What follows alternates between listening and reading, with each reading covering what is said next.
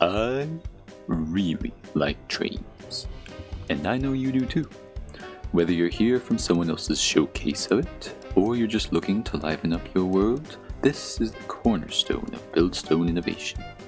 But wait, I hear you asking, that's not Buildstone, it's just a flying machine, that's been done before.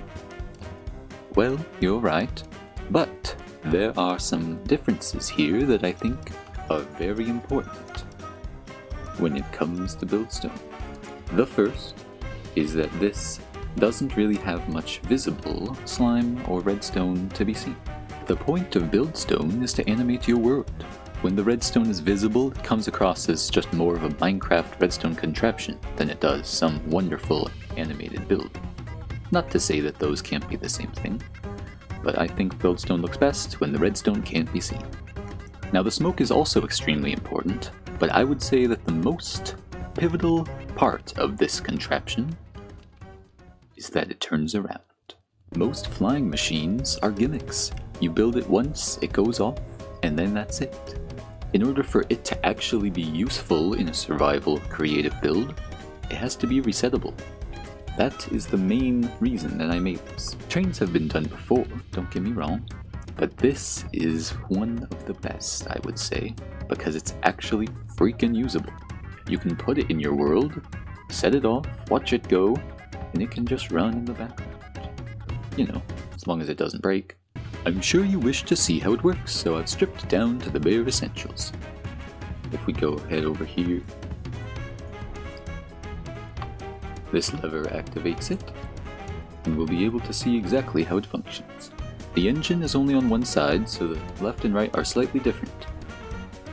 First, as you can see, there is a slime block machine below it that is activating these pistons, allowing for the smoke to come up right behind it.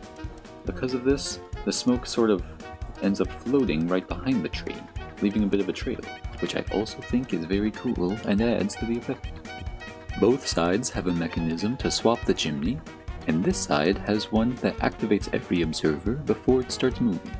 That way, because the engine is on only this side, it's able to go without the push limit getting in the way. The only difference between that side and this one is that instead of activating all the observers, it only has to activate one. You'll be able to see right as it arrives at the stop, it immediately sets out again. You can also see the redstone down here getting activated for the slime flying machine below it. This is a tutorial after all, so I'll show you what to do. First, we'll start with the train. Just copy this formation here with the honey and the slime. You can make it as big as you want, just add more of these modules in between, alternating every time. On the other side, copy the same, just doing this. For the design on the front, you can use whatever you'd like. I'm using copper because I love steampunk, but you can do anything. I do recommend mango for the wheels though, just looks the best quite frankly. Once you've got the train, put obsidian here, with an observer looking at the stair, into a block, a piston, an observer powering this line, going straight into the piston that grabs the chimney and brings it up. This observer line comes around here for activating the other end, and there's two observers here, this guy looking at the redstone into this, that power this piston. All three combined allow for the chimney to swap. The section below the note block activates the flying machine for the smoke. You can see the other side of this observer here. But other than that, that's everything this side has to offer. All that's left is the rails and the smoke. I'm using doors here because they're not sticky, and you want pistons right next to them in order to remove the block for the campfires. You just want to have those with two blocks in between the block and the campfire so that none of the smoke comes through, hay bales underneath to extend it, and you want the fires to stop wherever your tunnel starts. It's important to remember to leave enough room between the last fire and where the train turns around so that the slime block machine that activates them doesn't get stuck or miss any. This is important for both sides. As you can see, I have mine set up so that they're as close as possible.